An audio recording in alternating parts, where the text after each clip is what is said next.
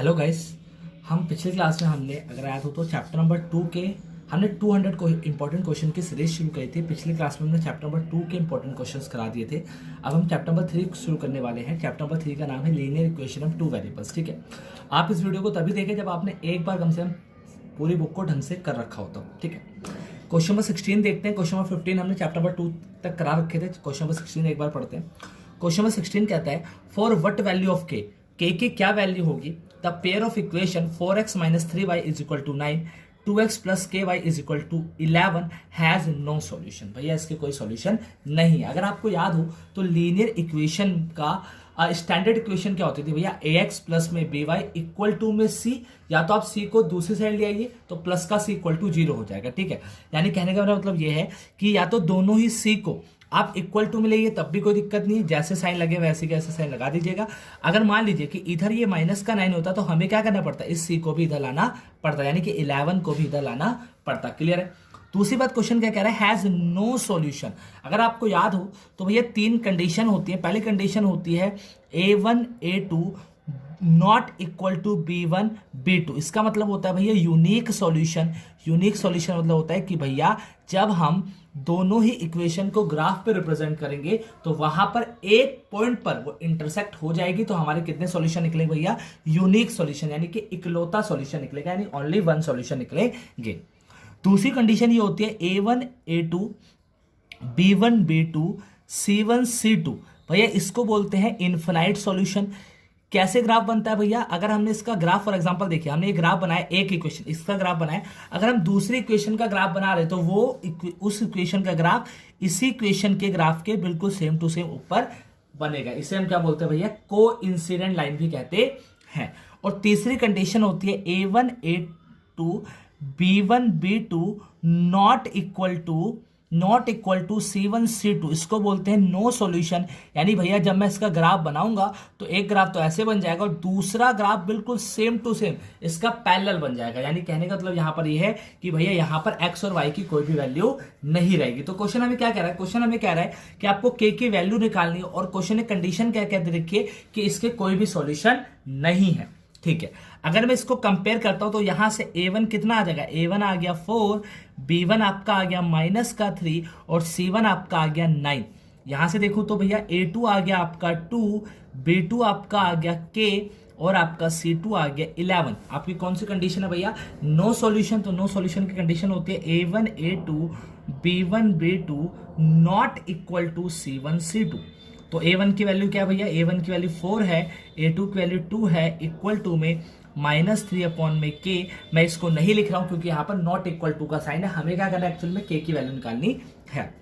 अगर मैं इसको क्रॉस इंप्लाई करता हूं तो क्या होगा भैया, अगर आप क्रॉस इंप्लाई करते हो तो 4k और 2 को अगर मैं -3 से करूँ तो माइनस का 6 आ जाएगा और k की वैल्यू आ जाएगी -6 अपॉन में 4। अगर काटेंगे इसको तो क्या आएगा, -3/2। क्लियर है। अगर कोई डाउट होगा तो कमेंट कीजिएगा।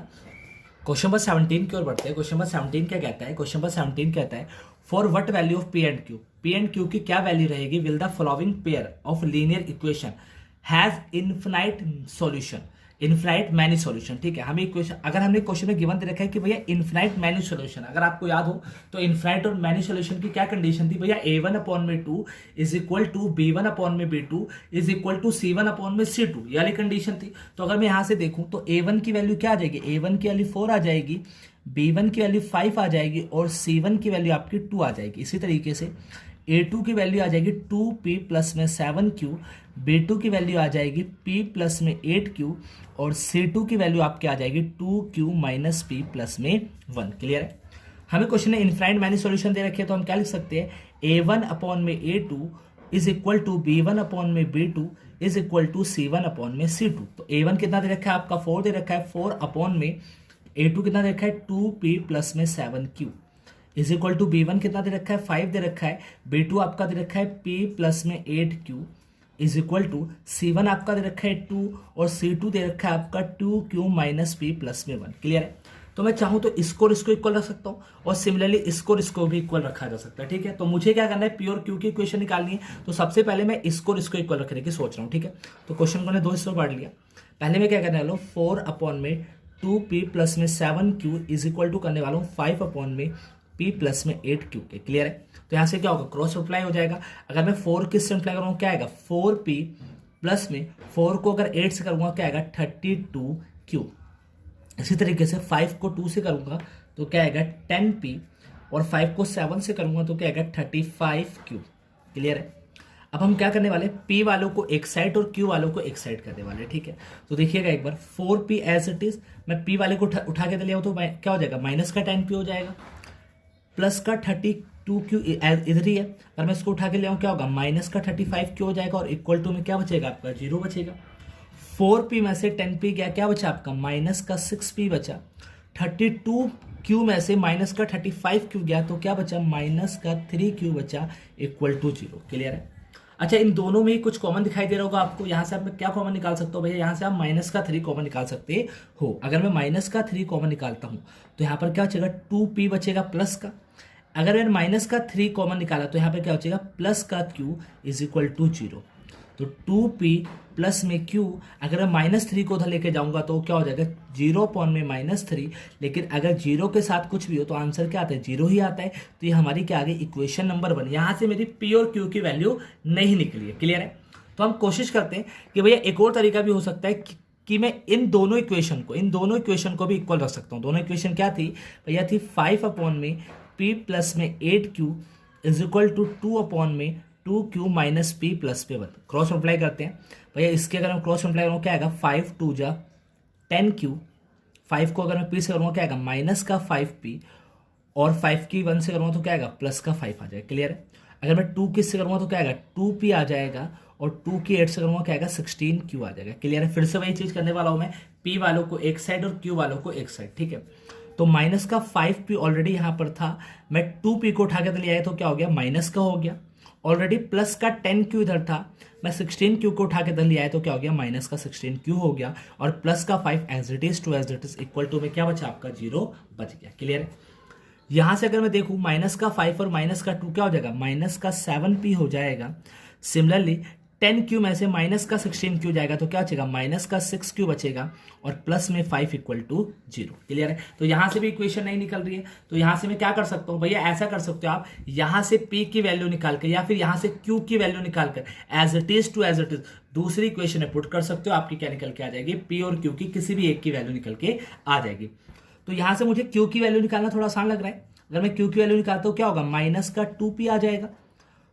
अब इस Q की वैल्यू को उठाकर मैं एज इट इज यहां पुट करने वाला हूं, तो कर देते हैं, put value of Q in equation number, इसको इक्वेशन नंबर 2 मान लेते हैं, इन इक्वेशन नंबर 2 मैं 2 के अंदर इसको पुट करने वाला हूं। देखिएगा एक बार, माइनस का 7P as it is, minus 6 as it is, Q की जगह मैं क्या लिखने वाला हूं, माइनस का 2P और प्लस का 5 एज इट इज।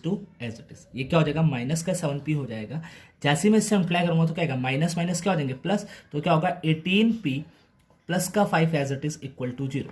माइनस का 7P प्लस का 18P क्या हो जाएगा बताइए जरा भैया, माइनस प्लस आपका क्या हो जाएगा, 18 में से 7 गया तो 18 सॉरी 18 ही होगा ये। 6 को अगर मैं 2 से करूँगा तो क्या आएगा आपका 12 आ जाएगा, सॉरी आपका 12P आ गया।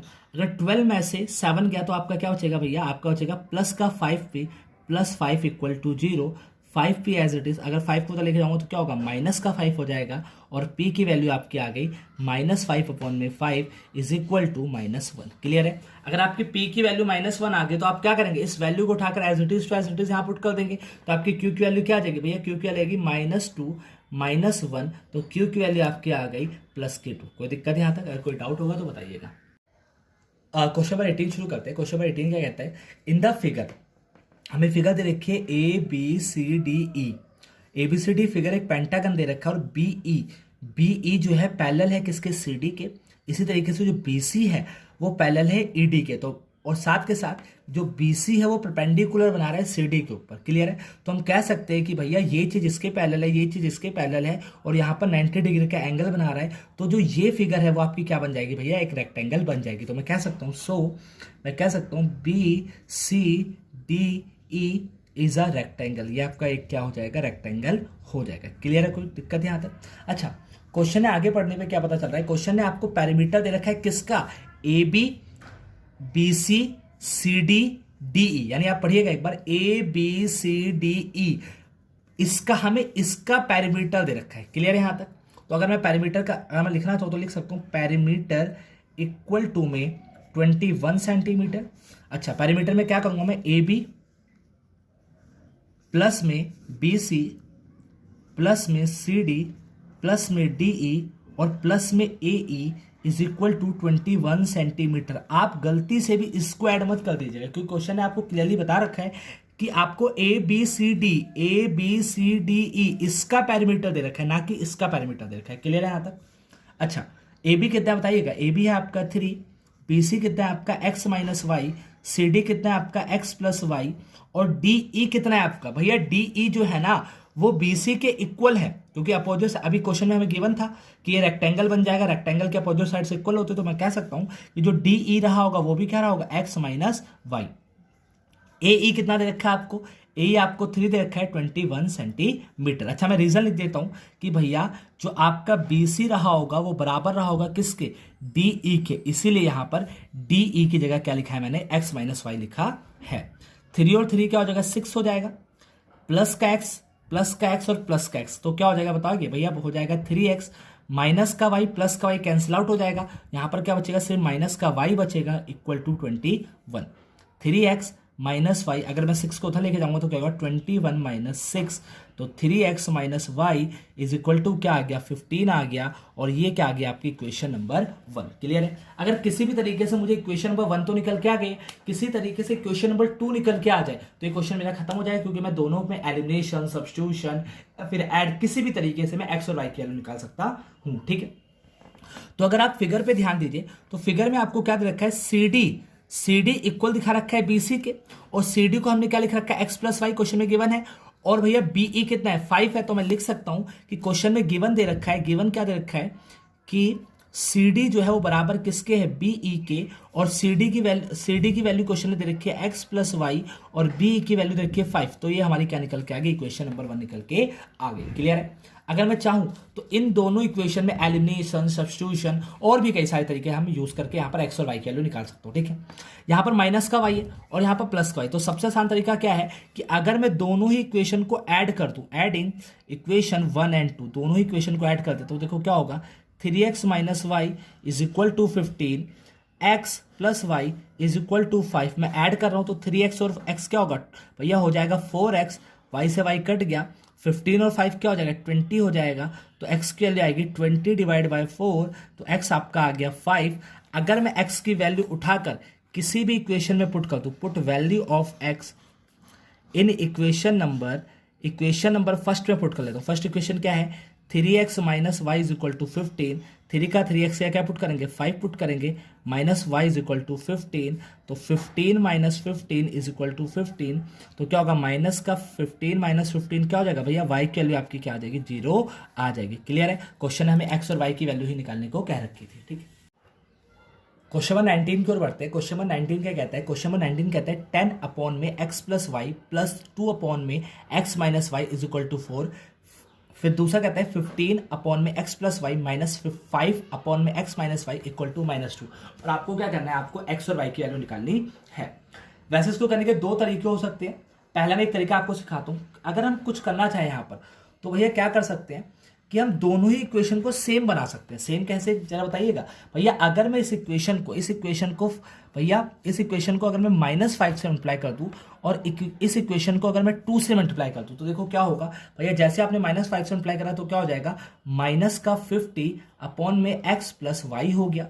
जैसे आपने माइनस मल्टीप्लाई करा तो क्या हो गया, माइनस का 10 अपॉन में x minus Y is equal to, minus को 4 से करूंगा तो क्या आएगा, माइनस का 20 आ गया। क्लियरली इस इक्वेशन को अगर मैं 2 से करूंगा तो क्या आएगा, 30 अपॉन में x प्लस में y, और अगर मैं 2 से करूंगा क्या आएगा, माइनस का 10 अपॉन में x minus Y is equal to 2 2 जा माइनस का 4। क्लियर है यहाँ तक? अगर आप ध्यान से देखिए तो ये अगर मल्टीप्लाई करने से देखिए दोनों का दोनों आपका क्या बन गया, सेम बन गया। तो मैं यहाँ पर क्या लगा सकता हूँ, एलिमिनेशन मेथड लगा सकता हूँ। ठीक है, लगा के देखते हैं एलिमिनेशन मेथड क्या कहता है इसका साइन प्लस का है तो ये किसमें हो जाएगा, माइनस में, और इसका साइन माइनस का है तो किसका हो जाएगा भैया, ये प्लस का हो जाएगा। क्लियर है? यहाँ क्या होगा, यहाँ ये माइनस का है तो किसका हो जाएगा, प्लस का हो जाएगा। क्लियर है?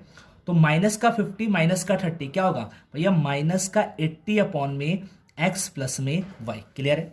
माइनस का प्लस का, तो ये कैंसिल आउट हो जाएगा और इक्वल टू में क्या बचेगा भैया, प्लस माइनस, तो क्या बचेगा बताएंगे, माइनस का 16 बचेगा। यहाँ से ये कैंसिल आउट हो गया, तो आपका क्या निकला, 80 इज इक्वल टू 16 मल्टीप्लाई में x प्लस में y। क्लियर है यहाँ तक। अगर मैं 16 को उधर डिवाइड में ले आता हूँ, क्या होगा, 80 divide by 16 is equal to x plus में y। तो यहाँ से इक्वेशन आ गई x plus Y is equal to 5। ये हमारी क्या आ गई, इक्वेशन नंबर 1 निकल के आ गई। अगर x प्लस वाई की एज इट इज इक्वेशन को, पूरी की पूरी इक्वेशन को मैं जो गिवन इक्वेशन दे रखी थी उसके अंदर अगर मैं पुट कर दूं तो मेरा काम हो जाएगा। क्लियर है। तो मैं क्या करने वाला हूं, पुट करने वाला हूं, put value of x plus y in equation. कौन सी इक्वेशन पुट करने वाला हूं भैया, 10 अपॉन में x प्लस वाई प्लस में 2 अपॉन में x minus Y is equal to 4 में। क्लियर है। तो क्या होगा, 10 की जगह 10 रखूंगा, x प्लस वाई की जगह क्या रखूंगा, 5 रख दूंगा, प्लस का 2 x minus y as it is to as it is equal to 4। Clear है यहाँ तक। अच्छा, अगर मैं इसको काटूंगा तो क्या आएगा, 2 आ जाएगा, प्लस में 2 अपॉन में x minus Y is equal to 4। Clear है यहाँ तक। अच्छा, इसके आगे क्या करते हैं, इस 2 को उठा के मैं दूसरी साइड लेने वाला हूँ, तो क्या होगा भैया, 2 अपॉन में x minus Y is equal to 4 minus 2, 2 upon में x minus Y is equal to 2। अगर मैं क्रॉस मल्टीप्लाई करूंगा तो क्या होगा भैया, 2 इधर ही रहेगा, 2x माइनस वाई, अगर मैं 2 को इधर ले आता हूँ क्या होगा, x minus Y is equal to 1, और इसको इक्वेशन नंबर मैंने क्या मान लिया, 2 मान लिया। क्लियर है। अगर मैं इन दोनों ही इक्वेशन के अंदर एलिमिनेशन मेथड लगा लूँ तो मेरी x और y की वैल्यू निकल के आ जाएगी। क्लियर है। तो मैं एलिमिनेट करने वाला हूँ इक्वेशन नंबर 1 एंड 2 को। इक्वेशन नंबर 1 क्या है, x plus Y is equal to 5, x minus Y is equal to 1। देखते हैं क्या होगा भैया, ये तो माइनस हो जाएगा, ये प्लस हो जाएगा, ये माइनस हो जाएगा, ये कैंसिल आउट हो गया, ये प्लस प्लस क्या हो गया, 2y हो गया। यहाँ क्या होगा, 5 में से 1 गया, 4 आ गया, तो y की वैल्यू आपकी आ गई 4 डिवाइड बाई 2, तो y आपका 2 आ गया। क्लियर है। अच्छा, पुट वैल्यू ऑफ y, अगर y की वैल्यू उठाकर मैं इन इक्वेशन नंबर फर्स्ट सेकंड कहीं भी पुट कर लेता हूँ, फर्स्ट में पुट कर लेता हूँ, तो क्या होगा, x प्लस में y की जगह 2 लिखूंगा तो x की वैल्यू आपकी क्या आ जाएगी, 3 आ जाएगी। क्लियर है। आगे इस टाइप के क्वेश्चन और डिस्कस करेंगे। ठीक है, तब तक के लिए थैंक यू।